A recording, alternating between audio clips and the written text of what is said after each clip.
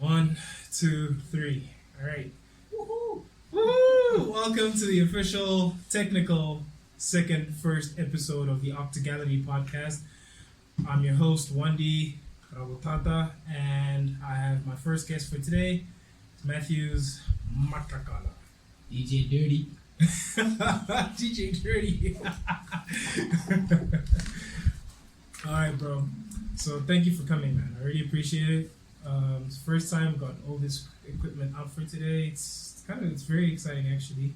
It's like the first time. So thank you for doing this. It's not a problem, man. Just want to support you, my brother. Like since the first time you told me about it, I even told you that nah, dude, you gotta work on it. It doesn't matter what kind of equipment you have, just start, bro. And that's what you're doing. So I'm happy to be a part of the first two. And who knows, maybe I'll be like an everyday guest or something. And Oh, that would be amazing. You definitely want to come back. I mean, like, I think it's not even like a question.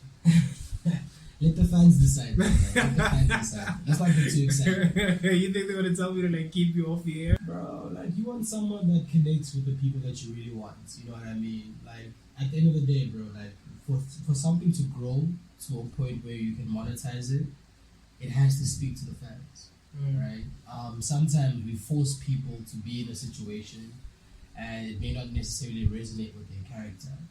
And then, it could actually slow down your progress. You may find that maybe, someone like your previous guest may be, more well received by the populace. And if that's the case, rather work with that so that your brand and your business can grow. I don't mind coming from time to time as long as I see you grow, my brother. All right. Appreciate that, man. Appreciate that. But my biggest thing for this podcast is I just want to talk to as many people as I can. If anybody feels they have something to say, then definitely come and say it. But I'm obviously not entertaining lies. No fuck shit. Exactly, precisely. Like don't come here like just like talk nonsense, man. Don't make shit up if you're coming here. Okay, like I expect someone to at least be factual.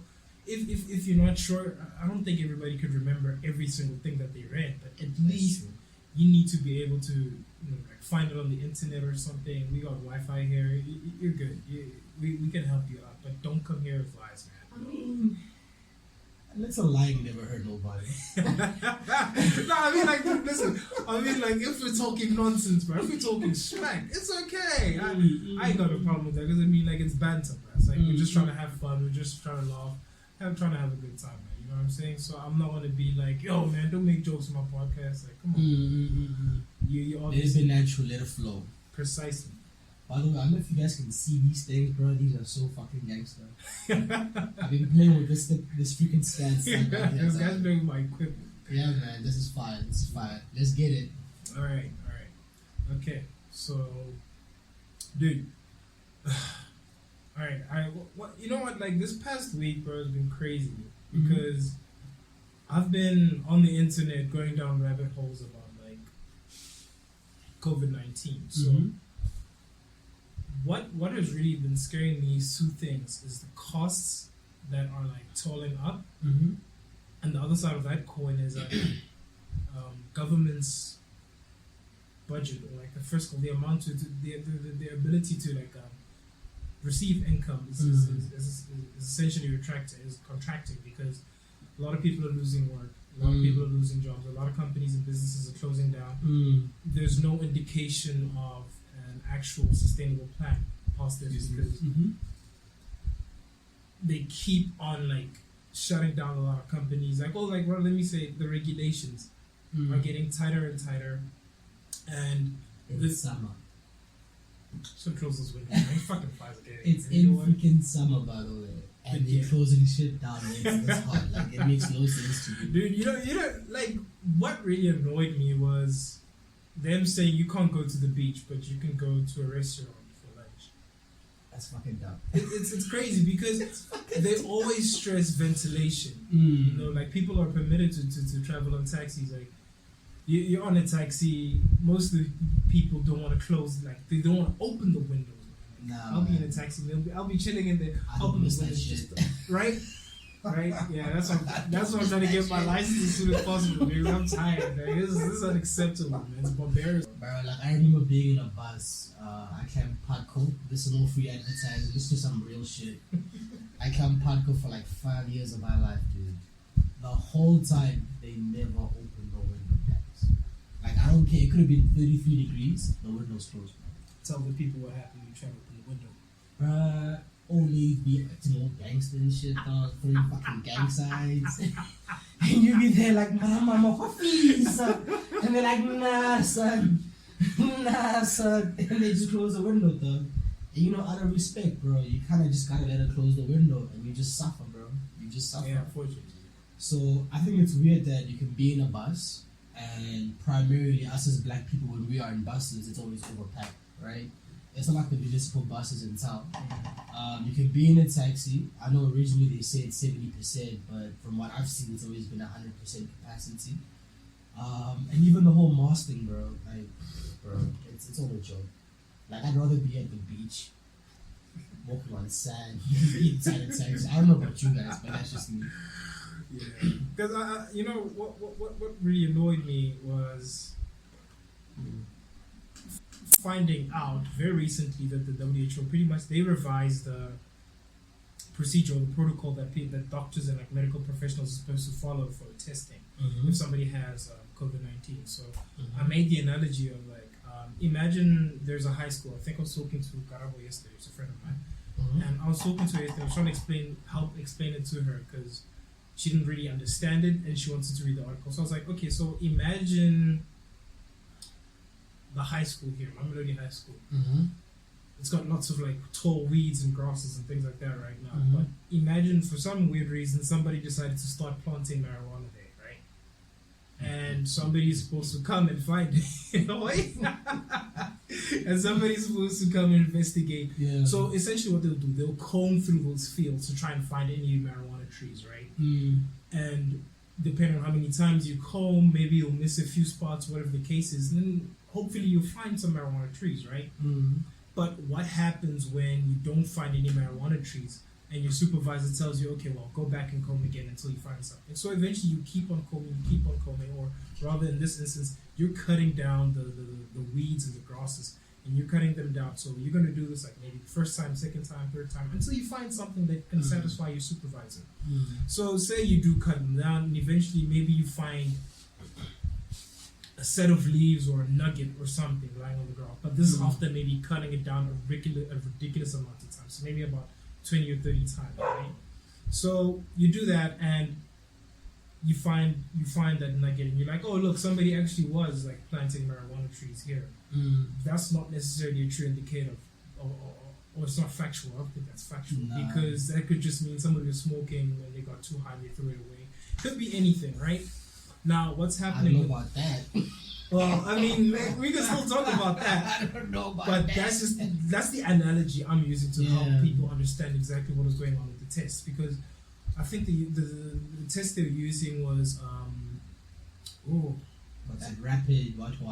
No, not the rapid. The swab test. It's called the swab test. Oh, but yeah. there's a specific test. I think it's an NCP or NCR test. I think it's an NCP. And essentially, what happens is they'll take your swab and then they'll look at your mucus and they'll amplify that, and then I think it goes through a number of cycles. Well, the cycles are 45. So essentially what happens when they amplify it, they start looking for anything related to COVID-19. So this is anything related to COVID-19. So it might be a tiny particle that your immune system might have already like fucked up already. Who knows what they might find, right? That's related to COVID-19. Now, they do this 45 times. And I think under normal circumstances or any other time when they're performing a test like this, the standard amount of cycles is 25 to 30. So they amped it up to 45 cycles. So meaning like now they're looking for it, like seriously, they're seriously looking for it, which I understand, they might have good intentions. But what bothered me is the fact that they only mentioned it yesterday that this might be leading to false positives. Because now what is happening is you might be finding strands or small markers. And it's not actually testing if you might still be actively spreading the virus. It may only be an indicator of if you may have had it and you already fucked it up, or Mm. you've recovered from it. So that's the problem that I have with what's happening. And the other side of this is that it's very expensive to keep on like duking up these tests because clearly there needs to be a lot of the logistics of this is insane. I imagine it's very insane. So now the other test that they should be doing is the rapid antigen testing, which will essentially just determine if you do have the virus and if it's still actively what's the word, duplicating or multiplying your system, right? Like it's still. Isn't the rapid antigen test the one that comes with a questionnaire? No, I think they do swabs. Don't they do swabs? I don't know. I haven't been tested. All right, neither have I. I'm But not I know. gonna But I know for a fact I definitely had it at some point because my mom and dad had it, Yeah. and like my mom didn't do too well with it. But like I think my sister also had a bit of a hard time, but she came through right. Us generally younger, we came through right. But my dad with diabetes was like not he didn't have that much of a problem. He didn't struggle. Really? I think the worst thing was like he lost his sensation of smell. And some taste, I imagine. Yeah, at some point he couldn't taste anything, but then that came back. But he still has a hard time smelling things every now and then. My mom had a hard time doing it. But like once they got admitted, they put them on oxygen. They got good treatment. Everything was fine. And I know I definitely had it. So I don't know how I would test right now if I tested for it. I think I also had it. I think sometime last year around May, when I was admitted into hospital, I think I may have had a strain of it, but then because, how can I put this? It wasn't as well defined. It was probably around April even. Yeah. It wasn't as well defined as it is now. So, for example, my temperature was like too low, whereas initially they want the temperature to be above a certain number, right?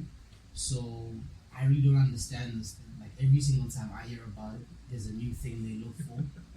So for me, I don't know, man. I just know that if you are in business and you are doing tenders or RFQs with the government, you are fucking in love with COVID-19 because there's money everywhere. Like everywhere. The guys everywhere, everywhere. So I imagine you do have like a little bit of experience with this, right? A little bit. Little bit. Okay. Because what's really bothering me right now is that like now the vaccines are being rolled out, right? And then South Africa already has problems already. It's like just trying to We see those RFQs. We're happy. Oh really? We're happy. Oh my goodness, dude. So wait, okay, just explain to me for somebody who I need to understand now, or probably some of my viewers would like to understand. Where does a tender come in when it comes to rolling out a vaccine? Because I'm assuming that this is something that's already pre-packaged. Yes. And it just needs to be distributed. So exactly where do you fit in? Look at the test as like a bandage, right? Okay. I don't have to manufacture the bandage. I don't have to produce the bandage, right? I just need to know the guy who does the whole thing, and I need to figure out a way to essentially give the government a competitive price and also be able to deliver it based on their schedule. That's literally all that tender companies do. We look at the schedule the government gives us, we look at what they want, we try and determine whether or not this is worth our while in terms of the profit margins. And if it is, and we end up getting a purchase order, then hey man, I guess I'm a pharmacist for the day. Okay. But in terms of like qualifications, you don't need a qualification to give out a test. Like I don't have to administer it. I just need to give you a test that meets the specifications the government gave me. And everything's already approved by the SAB, right? So I don't have to worry too much about it. SABS. SAB, sorry, Okay, SAB. Hey, We missed the SAB. both these guys, babe. Yeah. But so it's a very fun time. I mean, I'm not gonna lie and say I get all the contracts. I clearly don't. But there are a lot of contracts being given out right now.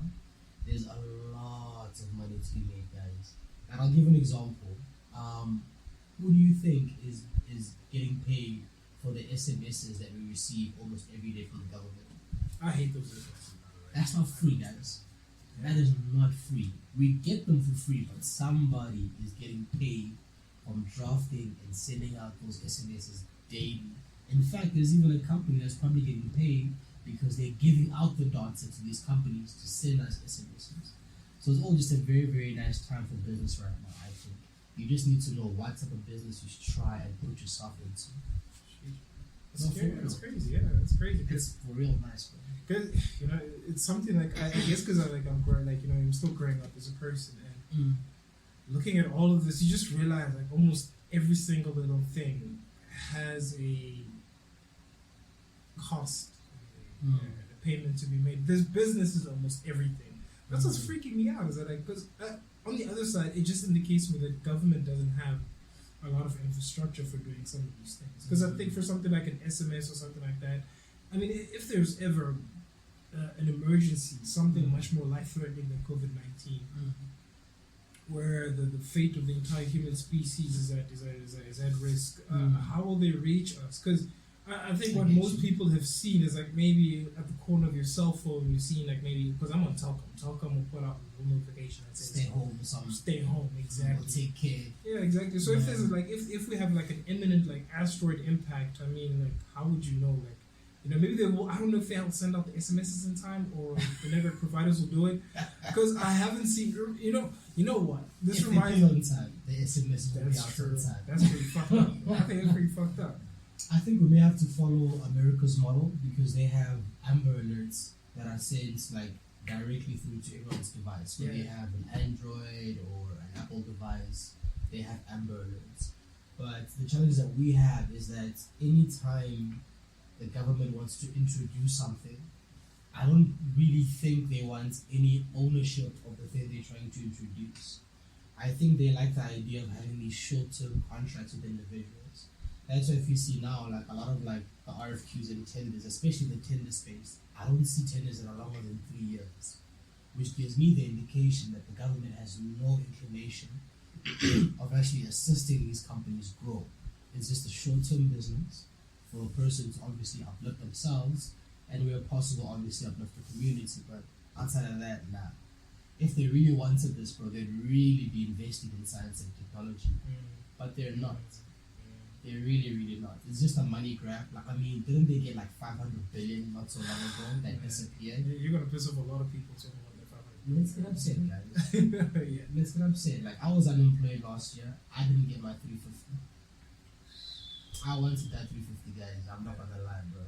Like, the amounts of weed I was gonna buy with that 350. I'm just saying. But here's And they didn't tell me why I couldn't get it. That really upset me. But it's all good. Well, I mean, couldn't you claim for UIF at that point? So here's the funny thing, right? I actually, not funny, it's sad really, but I actually lost my job in 2019, I'd say maybe beginning of October. And, I tried looking for a job for a while, guys. I'm not gonna lie. And then I remember this so clearly. A week before the 27th of March, before the announcement, I think it was the 21st of March. Yeah. Before the announcement was made by the president, I had just gotten a job, guys. At Flight Center, guys. Oh, I remember that. Guys, I was so happy, guys. That was so messed up, because like I remember vividly how excited and how keen you were just to like work again, because that meant money for you, right? And then they just had to shut down business. And they shut shit down. But I think we were supposed to start training at some point. Like, it didn't even happen. So the real story is I was supposed to start in March, but the HR that was assisting me unfortunately couldn't get a hold of me, right? So as a result, I could only get space in April. So literally the week that the lockdown had started was about a week before my training was about to start for the new job. So imagine after working for X amount of months, doing all these interviews, hustling, you get something and then the person's like, nah, dog, stay at home. You get what I'm saying? And, UIF refused my claim for my first job. They never told me why. Then they refused my claim with the 350, and I needed it that time. Like I say, for my weed, because I was good financially. And then man, by the grace of God, I'm working now. One of my businesses is currently like doing relatively okay. It could be better. But I'm just saying all of this to say that if the government was really serious about their things, bro, like, one, I should have gotten the first UIF package from my first job. I never did. The camera's down. And then two, for the rollout that they mentioned, because in terms of criteria, right, I felt like I met the criteria, and I feel like a lot of people met the criteria, but I don't know a single person that got 350. No, I did. Oh, you got yours? But technically, I was unemployed in South Africa's books. Listen to this nigga right here. No, I mean, come on. Like, I wasn't earning an income. I wasn't eligible to claim for UIF because I just came back from China. So I was earning a salary and paying taxes in China. They don't want to tax me again once I get to South Africa. Well, they're going to start taxing people again. So if you, I think, take this with a pinch of salt. But I imagine, I think they said something with threshold over like R1 million that you're gonna have to like start like doing your taxes for if you're working overseas as an expat. So yeah, but that's whack though.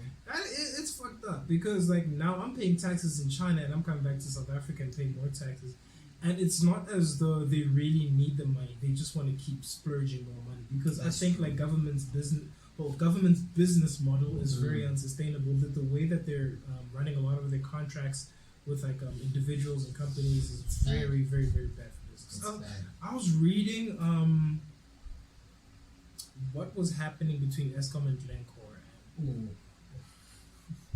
Apparently, Glencore signed a bad contract with Eskom, right? So Glencore, they were supposed to supply Eskom a ton of coal at around somewhere about like 250 rand or so, or 350 rand or so. And then this was per kilo or per ton. That's a bad deal. Yeah. That's a very bad deal. Glencore should have called me. Glencore eventually, I don't know how I found out. Like something happened along the lines, and then the contract got renegotiated. I think this is when like Cyril stepped in. He went into like I think this was like the real OG. That nigga is so gangster. So he was part of the Eskom committee that was meant to fix things before he came into power. And then when he came into power, all of a sudden he has no idea what's happening at Eskom. I'm just saying. So I think what happened afterwards was they renegotiated the contract for about 500 and something rands per ton of coal. And then they wrote off the penalty clauses, penalty fees that like Glencore had to pay to Eskom. Family discount. Something to the sum of I think Glencore owed Eskom 2 billion rands, and then just in penalty fees alone. And then I can't remember the exact same thing, the exact same details of the report. But it's something. Who's this guy? He was on the Integrity Commissions a few days ago. He was talking about it. He's the guy who pretty much fingered Cyril. Like he said, like this is what happens when Cyril came into Eskom. While I was there, and things like I think he claimed that like load shedding stopped around 2016 or so. Like they were able to stop load shedding, and then once Cyril came in, it kind of came back. But yeah. So in any case, what were we talking about? Yeah, that bad government business model. Yeah. Oh yeah. So exactly. I think they just trying to squeeze people for more money, so that they can spend more things. Because like here's the thing, I get it because when you have a shrinking tax base, that's not good for any government. The economy's contracting. Nobody's making business. Nobody's making profits. Very few people are making profits. Very people are starting businesses again now. And the heartbreaking part of this is that like it's gotten so cheap to do business in South Africa since the lockdown. That's the heartbreaking part. It's cheap to start a business in South Africa. It's just a matter of, like I'm saying, I'm not a business expert because I'm still employed, right? So I do business as a side hustle. I'm actually interested in starting a second business, which I hope that we'll be able to touch on a bit later today. But it's definitely like ridiculously cheap to do business. So when I started my first business, it took me maybe 6 months to a year because of the complications I had with SARS, to be specific. Horrible organization. There's no, how can I put this, like one arm doesn't speak to the other in SARS. Compartmentalization. You get what I'm saying? So if I talk to you today and you tell me all these things are like me, in my mind I'm thinking it's all like me, right? Yeah. I supply you with everything, only to find a month later, that I'm still being audited and that there's still documents missing. Like imagine, guys, I was being audited by SARS for 2 years. For 2 years, guys, submitting documents every 3 months for 2 years. And then 6 months of those 2 years was specifically dedicated to my business. And the funny thing is, when I opened up my second business, it took me 2 weeks. 2 weeks. Start to finish. Opening up accounts, everything. 2 weeks. And the only reason it took 2 weeks, if I'm being honest, was because I was a bit too broke to open up my business account. So outside of that, it took about 3 days. So it could have taken you less, right? Essentially, yeah. Like cost of business is cheap right now. It's too cheap. Like you just need to know what you're looking for. Okay. That's pretty much it. And then if you know the type of business you're gonna go into, it's even better. Because getting the documents now it's ridiculously cheap, guys. I'm not gonna lie to you. What kind of document? Like, can you walk us through the process? Oh sure. So there's like 2 sites I recommend that everybody looks at today. The first one is cipc.co.za. Yeah. Or alternatively BizPortal. I recommend BizPortal every day because that one has everything together and it gives you all the information. So is this portal under government? Yes. Oh, okay. Both of these sites are run by the government. It's just that BizPortal is more connected with other entities. So with BizPortal, they can give you your you can do your company registration. They can also assist you with registering with SARS, and they can also help you decide which bank account to go to. The one thing they haven't completed yet is helping you do the bank account application online. Once they do that, it's a wrap. Wow. It's a wrap. So that's definitely the first step. So me, I'm one of those aspiring entrepreneurs. So I would say once you have your CIPC documents, you need at least 175 rand to register a name and name reservation, and then to get your business account started. Here's where they try and screw us over, these banks, right? Mm-hmm. The first bank account I opened, once again, I was also broke at the time. I think I spent $500 to open up the account. What a hustle, guys, right? What a hustle. The second account I opened, also for my first business, the Denel Projects. That one I spent 200 rand, and funny enough, it's with the same company. The only difference is that now I knew exactly what to ask. Okay. Right. I see. And then for my second business, I opened up that business account with 40 rand. Well, it's crazy. It's crazy. 40 rand. 40 rand, yeah. From 500 for the first business Yeah. to 40 rand for the second business. Works, man. It's crazy, Yeah. bro. 40 rand to open a business account, guys. Yeah. 40 rand to start a business. Just know what you want. It's about, I'd say about 220. 220. 220. If you open up with Netbank, it's 220 everything. Mm-hmm. If you do it with FMB, unfortunately, that is 375 because they do require that minimum 200 because FMB insists on giving you a card. Netbank is a bit more flexible because you can negotiate and say, "But my guy, I don't really need a plastic. I just need my account number and access to internet banking because you can do transfers from there." Yeah, because that's the future now. EFTs, Exactly. everything's online, everything's going digital. And if I'm being honest with you guys, like the banking industry, you guys need to be worried about Capitec. You guys really need to be worried about Capitec because they have something called a virtual card. Yeah, I've seen that, yeah. It's What's that fucking about? What's that about? Okay, I'm gonna plug Capitec. Shout out to Capitec. Shout out to Capitec. Out there changing lives. But watch this. So essentially, a virtual card is like a safety feature that they've created, right? Because they've identified a lot of people get their card details stolen online, and the hassle of going to the bank and like stopping your card and starting up a new one—that's all cost to you as the consumer, right? So, for example, if you were to lose your card today, or whatever the case may be, or something fraudulent would happen on your card, if you don't have access to the app, you have to call the call center. That's a cost to you. Yeah. Right? And then secondly, when you get a replacement card, that's not free. Yeah, you gotta pay for that. I know the amount, but I'm not gonna share that. Call the call center, they'll give the information, right?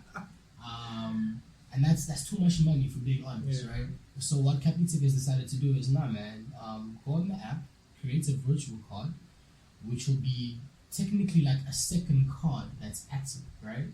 And you have full control over this card. That means that you don't pay anybody anything to have it.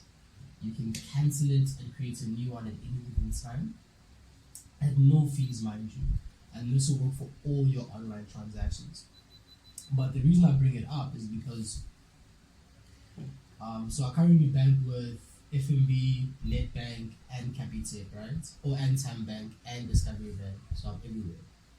And the biggest difference amongst all these vendors is that on Capitec specifically, if I don't have my plastic, I can go into my app and I can find the plastic for my actual card, like the CVV number and everything for the actual card. And even if you don't look at the virtual card, just having that there means that I can open up a business account without paying for a card and just log into my app. So they literally eliminates the cost and added a safety feature. So these guys need to be very, very worried. I just don't know how much it costs for them to open up a business account, unfortunately, because they only recently acquired Mercantile Bank. So that's still like in the process of finalization. But FNB, Netbank, y'all all know this, guys. I'm just putting it out there. What about Stanbank? How do you feel about Stanbank and ABSA? I actually worked at ABSA, shameless plug. I enjoyed it while I was there as an employee, obviously because I had no fees to pay. Shout out to ABSA. Shout out to ABSA. But then I hated them when I left the company. It never ends well. It never ends well. It never ends well, bro. Like when you realize what the fee structure is like on ABSA as an actual client. Now you on the outside, you gotta pay your brother. Boy. Pay your dues, man. Like for the first time I even allowed the complaints against ABSA, bro. I never thought I'd do that, guys. That's how bad it got, guys. Yo, guys, but so ABSA for me, it has its benefits. I'm not gonna lie, but I feel like you realize the benefits more as an employee, and also the benefits are bigger if you have very good financial habits. So if your financial habits were bad, like mine were, it's a bad bank to go with because you're not gonna get rewarded. You're just gonna get punished. With Standard Bank, I've never really had an account in Standard Bank, so I can't really say. Let me stop you right there. What's a bad habit? Bad habits is making sure. Okay, so for example, if you don't have money in your account towards the next pay cycle, that's a bad habit. Oh, okay. So you get punished for stuff like that. It affects your credit score. Sorry. Okay. Oh, so this is what everybody complains about. Like, this is essentially getting charged for not having a balance in your account, right? Like, you have zilch. But then you have to remember, for those of you guys that don't read the terms and conditions, we just want a bank account, man. We want to have the flex of the card, bro. We don't care about these terms and conditions. Nobody reads terms and conditions except lawyers. Well, yeah, that's true. But even some lawyers are lazy. I know. I would say even if you don't read terms and conditions, understand the fee structure. Like nothing is for free. Yeah. Like absolutely nothing is for free, and you get penalized for having no money in your account. I'm not 100% sure what the exact charge is, but you do get penalized for not having a positive balance. And there's obviously monthly maintenance fees. At the end of the day, it's an account that needs to be, maintained. You get SMSs, you get all these things, and all of those things cost money. So the main thing for me would be when you don't have a positive balance on a month less than 100 rand in your account, your credit score will not grow. You will not be offered anything by the banks or anything like that. Damn. Other bad habits I had, once again, I was unemployed for a while, was not making my payments on time. Oh, okay. That's a very, very bad habit, guys. I'm not gonna lie to you. That took my credit score from like high 600s to high 500s, and like I'm still recovering right now as we speak. So Jeez, man. it's bad, yo. It's bad, man. Like I was unemployed for over almost 2 years, pretty much. So if you think about that and the fact that my credit score is not like I'm not blacklisted, I'm not under debt review. That's not fun. Definitely not fun. You know what I'm saying? So I just say that I say this to say you want to practice good habits with a company like ABSA. In fact, with every bank, honestly, because they all have these policies now that try and reward you for banking better, right? But yeah, no, that's the experience that I had with ABSA. I don't want to go too much into detail because I don't want ABSA to pull out my file and be like, nah, but this nigga, not and this nigga took X amount of months before you started paying. Expose this nigga. You know what I'm saying? Come on, Blacks. Come on, Blacks. Let's No need ABSA. No need. You know what I'm saying? Like I'm maybe 2 months away from closing those accounts at ABSA. No, big up to you, man. I'm very happy about that. It's gonna free up quite a bit of money, and I'm actually looking at saving and investing that money, just to try and change my lifestyle a bit more. maybe not in the next year, but at least the next 3 years. I've got a daughter in primary school, and I feel like Shout out to Claire. shout out to Janelle, the real. Wait. Oh, both their names, right? Yeah, Okay, it's okay. Claire Janelle Gordon CDG, Alright. the first one, the only one for now. Anybody out here claiming to have my kids, y'all are lying. Y'all are lying. Hey Y'all are man, lying. alright. But essentially, I say all this to say that I can't wait to completely finish my debts with Capitec. Not Capitec, ABSA, sorry, because that money obviously will free up a lot of shit. And who knows, man? Maybe I'll find a nice ETF or a few nice companies I can invest in to start up a nice nest egg for her. Because I want to make sure that by the time she's 18, she doesn't have the same issues that I had or the same issues that we had as my boys. Like she's got to be balling. That's the goal. But y'all know. I digress. But that's the situation I have with ABSA. Standard Bank, I don't really have much of an issue with them. The people that I do know that work with Standard Bank tend to have more money. I don't know if that's a thing. Maybe it is, maybe it isn't. Capitec, if I'm being honest with you, has been the most honest bank. It's been the most genuine. I haven't had any issues since I joined. Yeah, that's true. It may change later because Maybe. they're getting big. They're making gang money. So who knows? But I think ABSA is the one that I had the biggest stress with, and FMB. FMB did me dirty when I was trying to close a deal and they shut my account. I didn't even know. I remember that. You did say that. It cost me 2 months, man. Oof. That's what I'm gonna say, man. Buddy. 2 months of unpaid, man. Oh, that was Buddy. painful. Buddy. Absolutely. But then again, I was doing very, very bad habits. I wasn't maintaining my accounts. So even though we're just people, it was very easy for us to shit on the banking industry. I feel like because we don't read terms and conditions, we don't read the fees required to maintain these things, that when these things are closed and we only realize we need them, and unfortunately they were closed when I needed them, then I realized that this is a fuck up.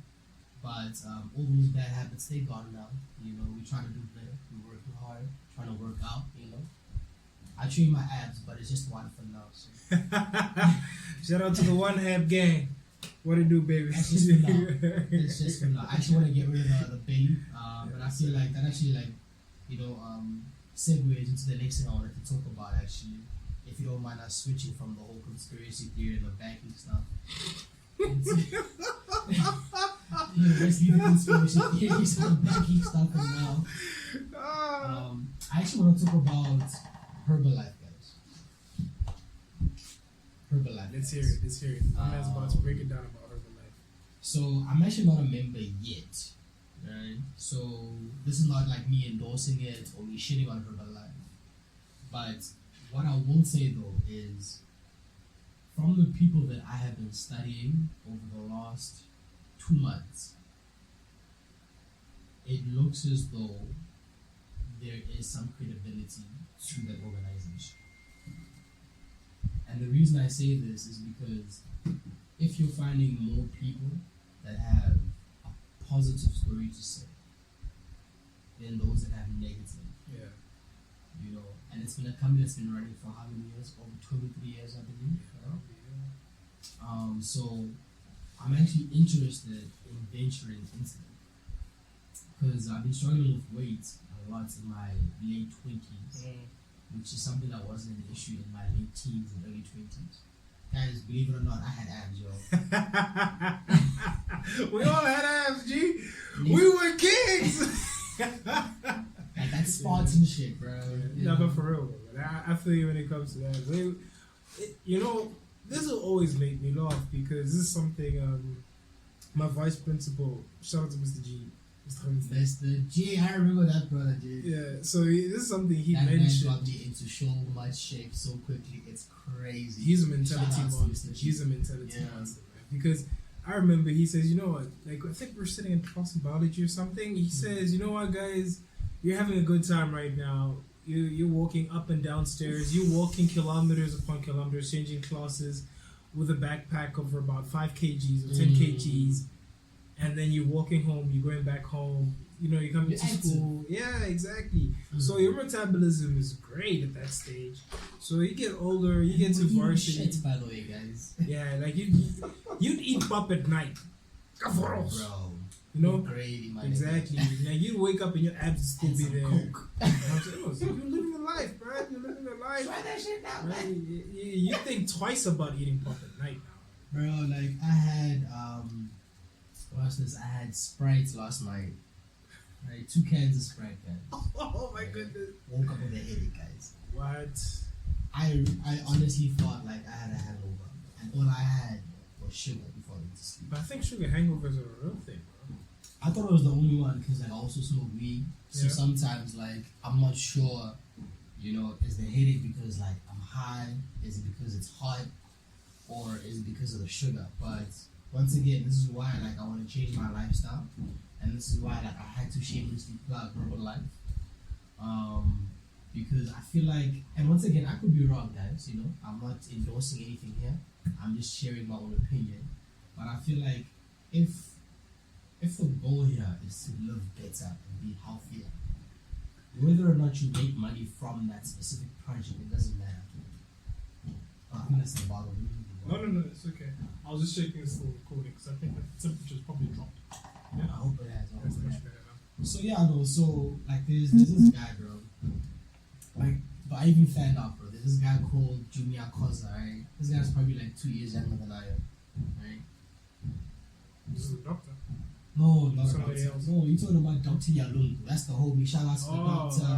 Alright. My bad. Killing my the bad. game, by the way. Dr. Yalungu, shout out to my boy. But anyway, we're not talking about my friend, the good doctor. We're talking about the personal trainer, fitness model, Herbalife guru, I guess business mogul as well now.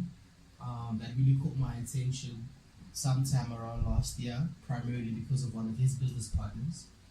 I can't pronounce his surname, so the blacks are gonna kill me for this. Margi Tumi Siko. No, yeah, I think it's. I don't want to try it. Yeah. I'm gonna let you have that one because. Let me get the backlash. Yeah, you take that for me. This is my first show. I'm not about to get my ass kicked on the internet for Don't wanna you. fuck up people's names. Exactly. Yeah. Get your ass kicked for that. But anyway, like the boy to me, like he made a big or got my attention during the very beginning of the lockdown, because he started the whole people twerking on Instagram for money, at least in terms of what I saw. Right? Oh, okay. Yeah. Wait, so was that like an online? I don't want to say a strip club, but like, was it like an online twerk show? It got to that. It got to that. Really? But originally, I feel like he was just doing that for fun. He had some cash to blow. You know, he's a young man making ridiculous amounts of money. And I guess he just wanted some entertainment, and you know that obviously caught my attention. And the funny thing is, it wasn't even the booty that caught my attention. Like, I didn't even see the live show.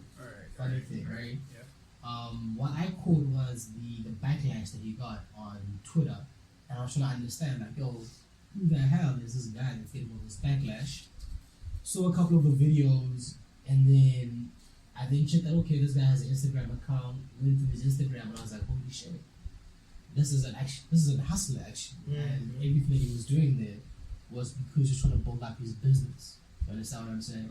Right. He's also like a Herbalife guy. Mm-hmm. I think he recently like launched his clothing line, Seco Mode, so y'all should check that out. Once again, I'm not endorsing nothing. I'm just plugging out guys that I really respect. I even went on a Zoom meeting with him. But at the time, like I said, I was very, very broke, guys. Like, guys, y'all have no understanding, guys, how broke I was. I was scared the bank was going to take my car, guys. My man was in the mud. Yo, guys, y'all have no idea. But anyway, during the meeting, I didn't really understand what they had to say, so I didn't join at the time. But then later on, I found a guy called Junior Koza, his business partner. And this man's mentality, it fucks with me. Like, how can I put this?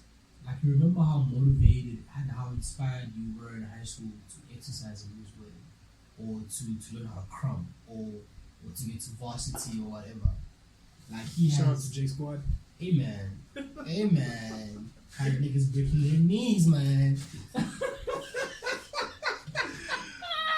Oh my god. Oh, bro. good. That was Guys, good charity, man. I Good love times. this Good one. times. But the thing that sticks out for me when it comes to Junior Koza, and I shamelessly plug this guy, and I talk about him almost every fucking day, is that he still has that hunger and that mentality of someone who's 18, 17, who hasn't seen the harshness of the world, or rather, who hasn't allowed the harshness of the world to mellow his vibe. You know, he speaks about sacrifice and discipline and building something over 3 years, you know, and the amount of loss that he's endured for him to be at the level that he's at. Like, I have nothing but love and respect for this man. So much so that I even reached out to him about a week ago, if I'm not mistaken, maybe 2 weeks ago even, because I wanted to work with him directly. Took forever to respond. I get it, you're busy, man.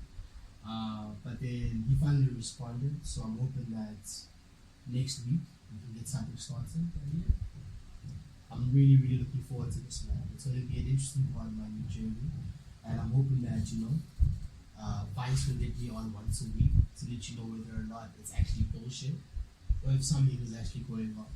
Alright, brother. Because I'll tell y'all the truth, man. If I'm making money from Herbalife, I'm gonna tell you. If I'm not making money and I'm burning it, I'm gonna tell you. And the reason why I don't mind sharing that with you guys is because, like, it's like with the job that I have now. So when I started, I had like a 90-day goal.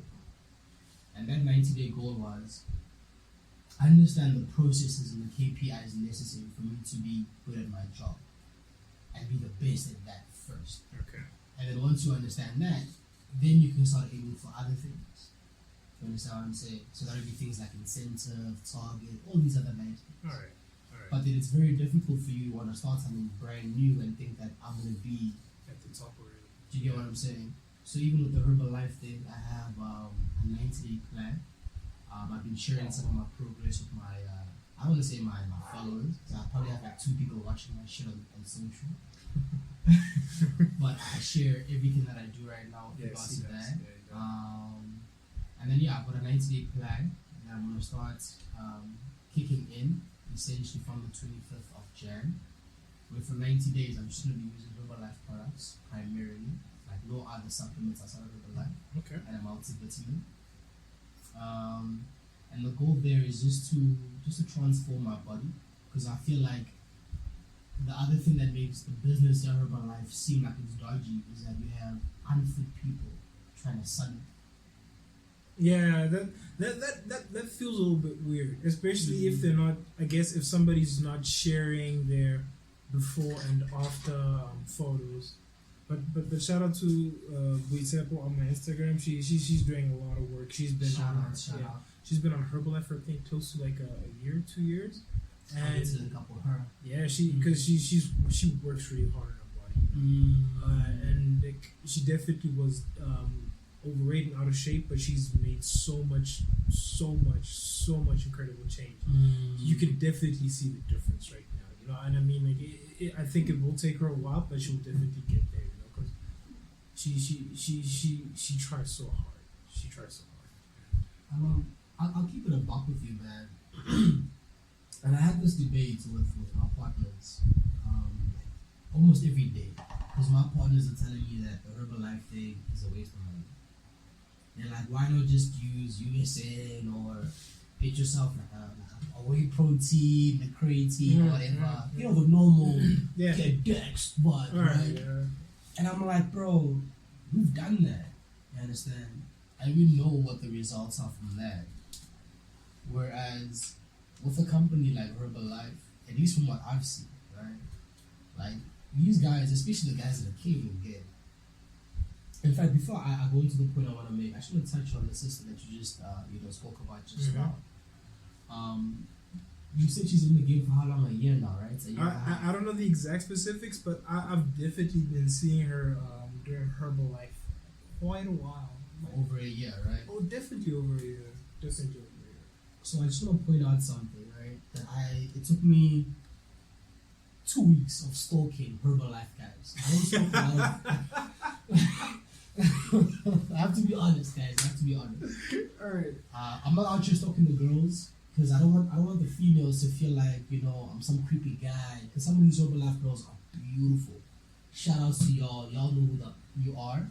But I didn't want them to feel like, yo, I'm out here trying to hit them up or whatever, or trying to chat them Yeah, up, yeah, you know? yeah. So I felt like if I showed love to the guys, they would get it because they're also fitness models or whatever. But the point I'm trying to make here is that what I realized from following, I forget these guys' surnames, so I do apologize for anybody's name I fuck up. But I started looking at guys like Ernst. In fact, I think it's called the Fritpreneurship Gang. So Zama Million, guy went to the Glen with me. I think he's maybe a year or two younger than I am. Ernst, part of Junior Cosa Squad. Who's the other guy? Deboho. But man, I keep fucking up your surname, but your story, it speaks to me. Because he was working part-time, rather full-time working, and then doing Herbalife part-time. Yeah. And he was still killing the game, and now he's doing it full-time, so props to him. But what stood out for me is that even the guy that I'm considering as one of my coaches, shout out to McDonald, I think that's his name is Selake. So guys, I'm pronouncing everybody's surname wrong, so please forgive me. All these guys have platforms.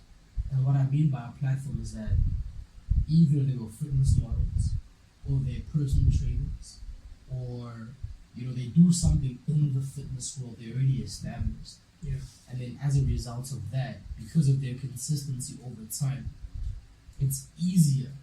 That's a horrible word. Because of the platform they have for them to perform the business functions, it's not as big a challenge as for someone like me. Like, I have not been consistent over the last 10 years. You know what I'm saying? Like, I haven't had abs in 10 years, guys. It's just me being honest. So why would you want to buy health products from a guy who hasn't had abs in 10 years? Do you know what I'm saying? That's why when I initiated this conversation, I was like, yo, I have a 90-day goal first. And that 90-day goal is to shift and change my body and my mindset. Because I feel like once I look, even if I don't look the way I feel like my body can look, by just being disciplined for straight 90 days, working out, eating healthy, practicing positive habits, on that 90th day, that's when I'm going to start selling Herbalife. On day number 91. And that's when we're going to change the game. That's my goal. That's my plan. Everybody else is doing it the other way. Hey man, I wish you nothing but the best, all of luck. But I think it has to be backwards. You gotta be the product. And I mean, if you think about the guys that have, like Junior Cosa became, I think he's part of the presidential team or the millions team. Guys, like I'm saying, I'm not part of Herbalife yet, so I don't understand all these structures, right? yeah. But he's essentially like part of the top 1% in Herbalife, and he did that in 3 years. That's amazing. You understand? But then if you look at his, like, I literally went to his very first post on Instagram. I think it was like in 2014 or something like that. Because I wanted to know. You understand what I'm saying? Like, Alright. you can't just look at a nigga now driving, he calls it Brabi, his Barabas, or his side chick, the M4, and think that it was like that the whole time. Yeah. It's an unfair expectation that you're putting on yourself. But then if you know that, holy shit, Junior Mfanagas, if you know that for 2 months he slept in a one room with his boy Dabo, if you know that he built his business while I think he was in engineering or something at UJ, like when you hear and you see these smelling at a thing, it gives you a different understanding of the individual, and then you realize, holy fuck, this is something that was ordained because the mindset that he has now is the mindset that he had back then. You understand? He just worked on it. Like, he didn't allow himself to get swept away by his accomplishments and his success. Like, there's a picture I saw of him, I think it was around 2017, and that's the only picture I saw of him where he had a baby. 2017. Oh my goodness. And this was a result of him partying and enjoying his success too much. Suffering from success. Let me put that out there, guys. This guy was successful in 2017 already, enjoying his success. And he had to reshift his focus. And between 2017 and the year that he had in 2020, God damn, guys. But the most important thing that I need you guys to understand is that without the right platform, without you being consistent at something, which is why I wanted my friend to start this podcast. I mean, imagine now, this is episode number 2. Imagine what the viewership, or not even the viewership, let's leave that alone. Right? Let's not chase that. But imagine, the type of content we'll be talking about 3 years from now. the type of people you will have in front of you 3 years from now. I mean, right now we don't have a Jamie. Shout out to the Joe Rogan podcast. Shout out to Joe Rogan. You don't have a Jamie right now, right? And that's what you need. You need a guy that's on the back of the boards, making sure everything's running smooth, and that your job is just to speak. You need like a nice screen with like facts that we can actually verify together. You know what I'm saying? Yeah. But that all takes time. You know, and the most important thing is just to start. And I feel like I've started. So I'm very, very happy about that. So that's why I want to do Herbal Life, guys. Congratulations on your journey, man. I hope nothing but success, endurance, hope. I think everybody could use a lot of hope. You know, like, Need hope, needs guys. a hope. Let's start with hope. That you can always keep it moving, bro. But I'm very proud of you because I know this is something that you've wanted to do for a while. You know, but you know, like I'm glad you're taking this commitment now. You know, you're just putting out into the universe. You've spoken about it, and you know, it's the ball's in your court now, bro. Like, you know what's crazy, dude? In high school, my goal was to be on a men's health cover. In high school. I think I mentioned that to you. It's bro. never too late, bro. It's goddamn hell yeah. It's never too late. Hell, funny enough, right? And like, I hate sharing what people say. You know what I mean? But this is just an ode to, like, if you're honest with yourself and you show people that you're serious, people will give you the love you need. Like, all I'm gonna share is just one line that Julia Koza said to me when we replied to my email. He literally said, "It's never too late to change your life, brother. It is never too late to change your life." So my gift for myself for my 30th, and I've been saying this to my partners, is I want to get myself a new grill. I got some badass teeth. So I want to get myself a new grill, and I want to give myself a beautiful body for my 30th. I'm turning 30 this year. I'm working my ass off.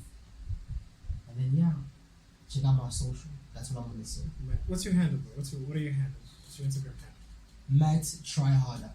Matt Try Harder. Any underscores? Matt_Try Harder, right? Matt_Try_Harder. Alright, there you go. That's his Instagram handle. Follow the brother. That's the movement, guys. Just to try harder, guys. Like, even at work, like, everything you do, like, not everything is going to be about business. Not everything is going to be about Herbalife or the company I work for or anything else I do.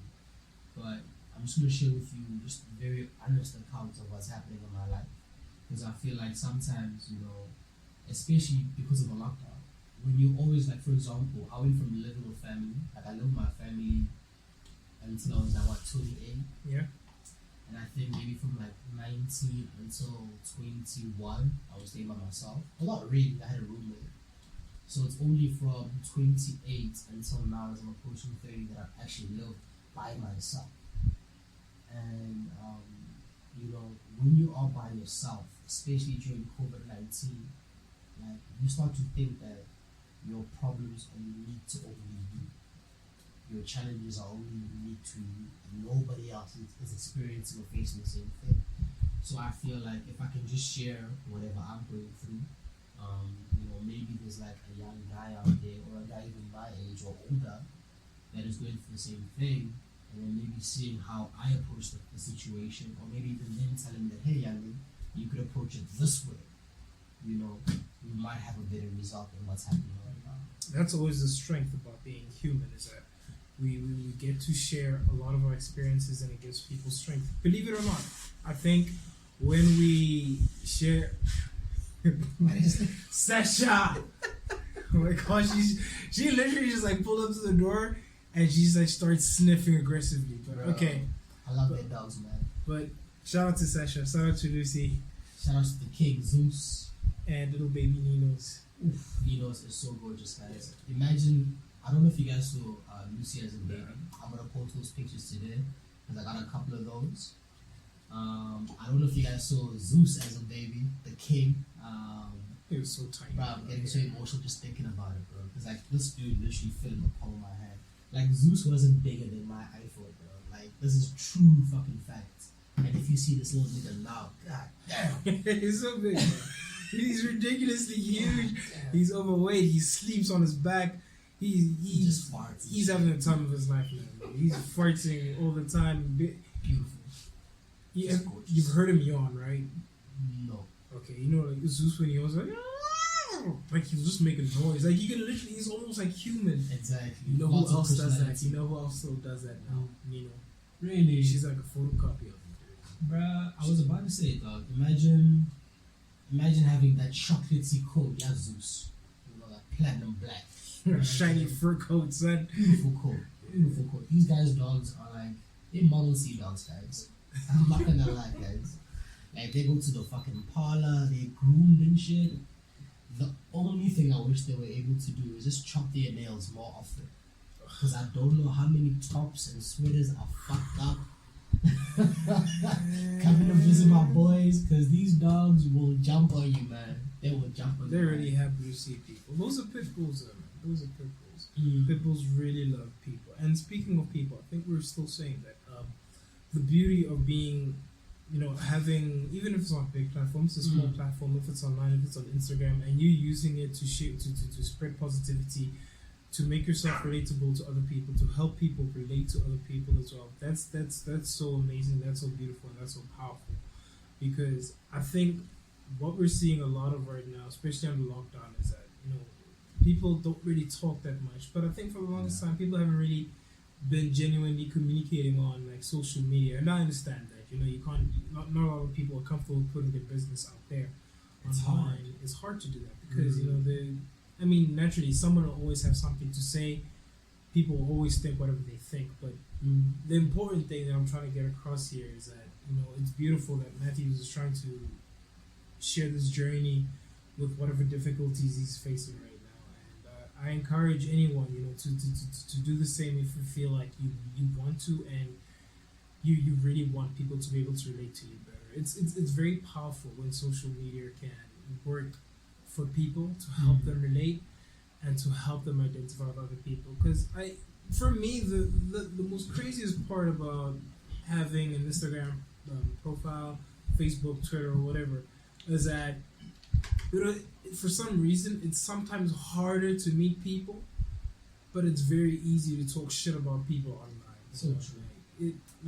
I've caught myself sleeping a few times on Twitter, like, you know, but like this is a long time ago. It's like wildfire on Twitter. So I think I quit Twitter 2 times. Like, first time I was on Twitter, people just talking smack the whole time. I wasn't talking smack. But you were liking a lot of shit. You got me there. You got me there. You do it, and it's all part of this thing. Making people's lives a spectacle, man. I hate that shit. Like, I remember a couple of weeks back, there was like this young dude, man. Poor guy, got his heart broken, man. Dude, I'm sorry about that, dude. I don't know who you are, but I'm sorry that had to happen to you. And man's got his heart broken, bro. Like, literally. And like, I blame his friends, because like they recorded him on video. They put him on blast. Yeah, and they put him on blast, man. And like, this guy was just there, Jordan. He's crying. Like, he's genuinely hurting. Like, this man is in pain, bro. Like, and I mean, his friend says to him, "Well, I told you about this girl, bro." And I'm like, "Yeah, but dude, man, like, I just, yeah." Like, I'll put it to you this way, man. Like, the one thing that I really don't like about social media right now is that too many of us are using that platform to shit on people. You know what I mean?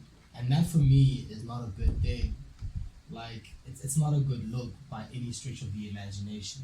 Like, I understand that there's shock value and that there's entertainment value in someone else's pain. I mean, it's life, bro. Like, drama sells, bro. That's why the news is the way it is. That's why soapies are the way they are. Because we need a certain bit of drama in our lives to keep things a bit spicy, right? But to be honest with you, I try my best to shy away from that stuff. You know, like, but I'm also human too. You know what I mean? But the main thing for me is, like, we're not going to be promoting any sucker shit. Like, I'm not going to take a video of my boys fighting and post that. I'm not going to take a video of my boy in pain confiding in me and post that. You know what I mean? Like, fuck, I don't see the need for that. I don't need clout like that.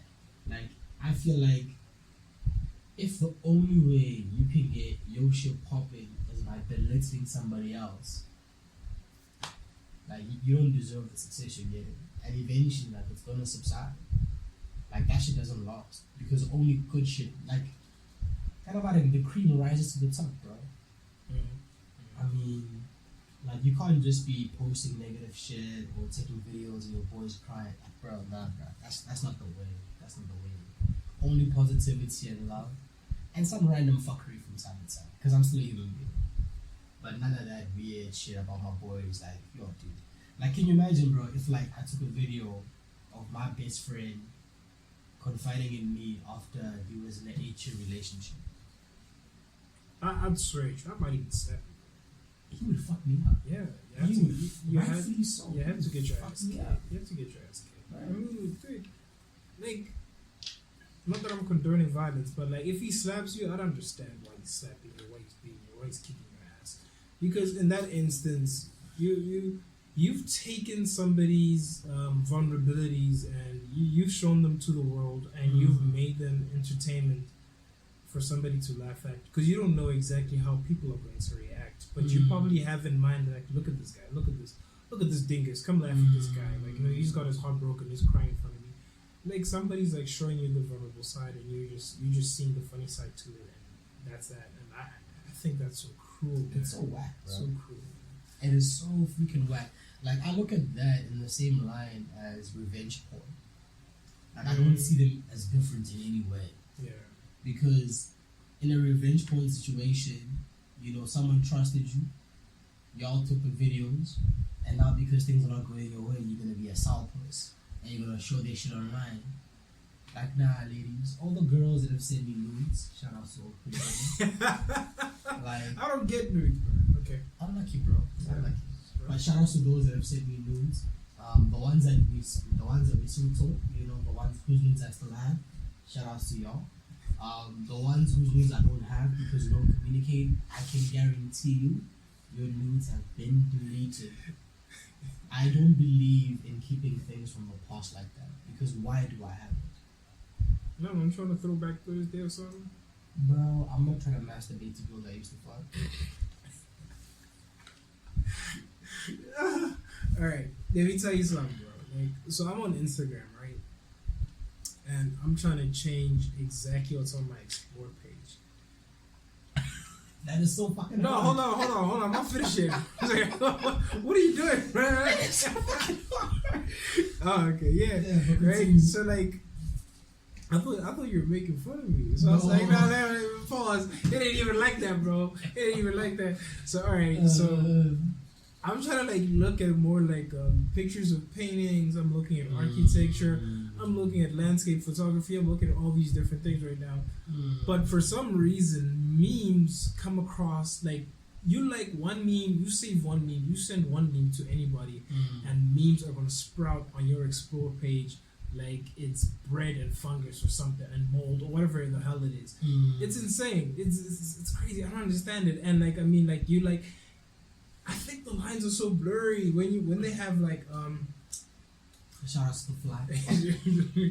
yo man, yo mama man. So you look at these pictures, man. Like, so like when you look at photography, there's landscape, there's like nigga, really? Portraits. And portrait of, like, of people and things like that. I hope I don't have bad breath, bro. But all right, so it's the sign is helping. I can't smell that. This man is cruel, man. Damn, son. All right, Yeah. so.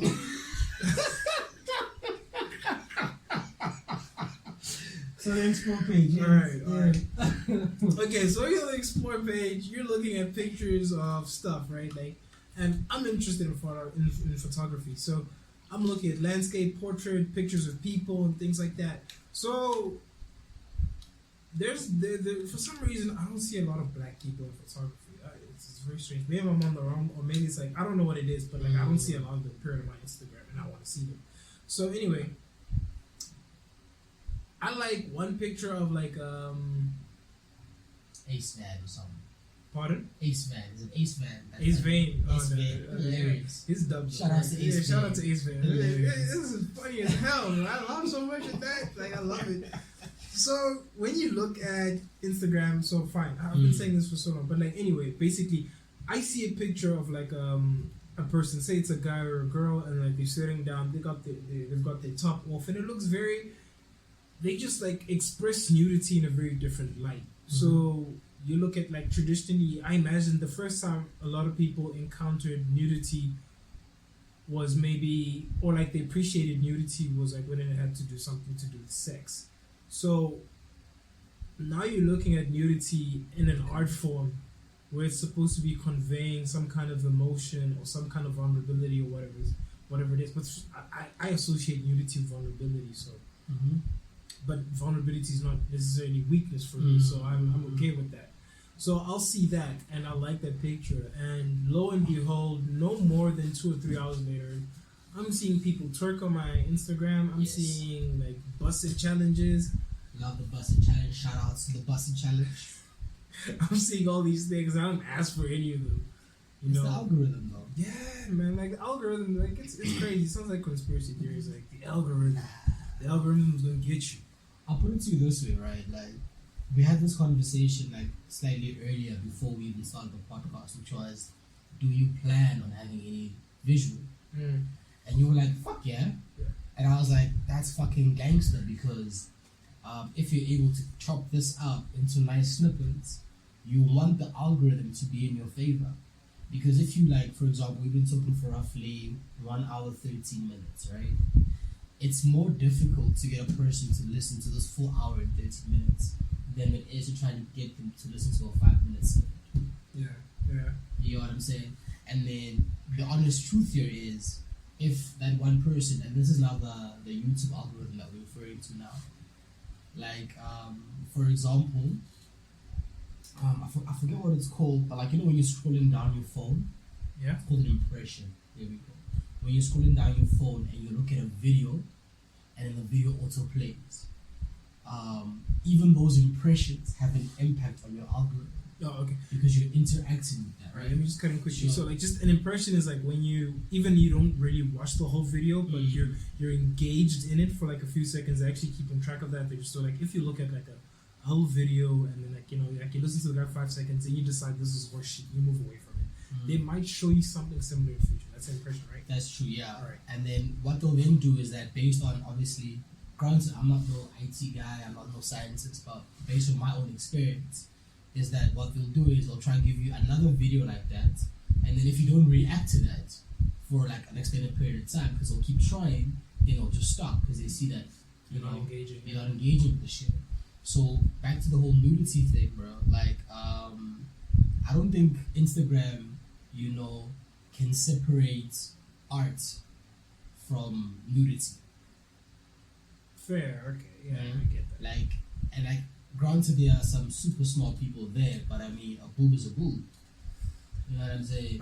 Like, is it? A boob is a boob. Like, if you really think about it, like, just because you are seeing the art behind the titty doesn't mean it's not a titty. It's still a titty. You understand? Right. And the algorithm is going to push you to things that are like that titty. And if you check the busted challenges, it's all skin. Twerking, it's all skin. So even if they're wearing like a ball or something tight, it's all like in line with sexuality. So I get what you say. Like, I know for a fact, like, now if you check my explore page, all you will see is just like ripped buff men. You'll see. I got rid of those. I was tired of looking at like people more fit than me. I'm not a hater, but like, I don't like it when I see like. It makes you feel away. Yeah, I was feeling weird, man, because I was like, damn, man.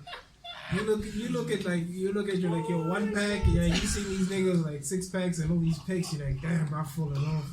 You're like, you know what, I'm good, bro. Like, I had enough of it. But like, you know what, shout out to the fitness guys on Instagram, because shout out to all of y'all, man. For me, the most important thing that I get from them is that like it's never easy, you know, and they acknowledge that. I think that's what the most important thing to do is like the practicality of what the practicality. Yes, like, bro, the practicality. It's not ours. The practicality of just working out and, you know, being consistent. It's not easy, but, you know, like, some people will make that decision and that's okay. But they just give you dope workouts. That's what I want to say. I've seen some dope ass workouts there. Like, I just want to shout out to a few guys real quick also on the topic. Shout out to Simeon Panda, the GOAT. Shout out to Matt Rashid, another GOAT. And then a guy who's literally a GOAT in the making. I think it's his Instagram handle is a.10. right? Austin Dotson. Have you seen Arms? Fucking Have you insane. seen this guy called Arms Coleon? No, I haven't seen it. That man's a monster, bro. Like you should see someone who's like he'll be holding like a whole a log, like a wooden log, like heavy as hell. Dude will be like walking around, benching it, like lunging with like he just abuses the poor log, bro. Like I mean, like there's even some videos like he was like he's crazy. He's got a great personality, and like he'll just like I think like the last video like he's like chilling there, like his friend was working out there. He just pulls him off the benches like whatever he was benching, screams, throws it away, moves away, does the same thing. But like yeah, I think that shout out to Arms Coleon. This is pretty good. Shout outs to him as well.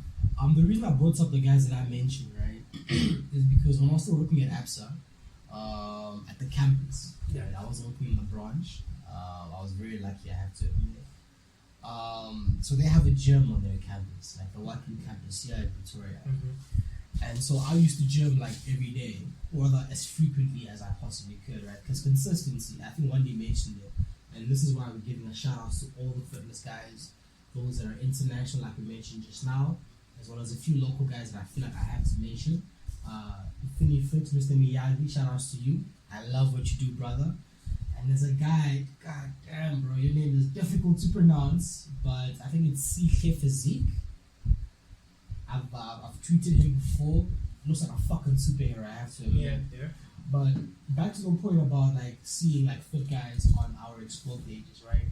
So I remember when I was training like every day, that's all I wanted to see. And then the moment, I think that's full or something. And then the moment I would struggle with consistent full then it's all good. That wraps up our first episode from the Octagality podcast. Thank you so much for tuning and listening in. Unfortunately, we had some video technical difficulties with finishing this first episode, but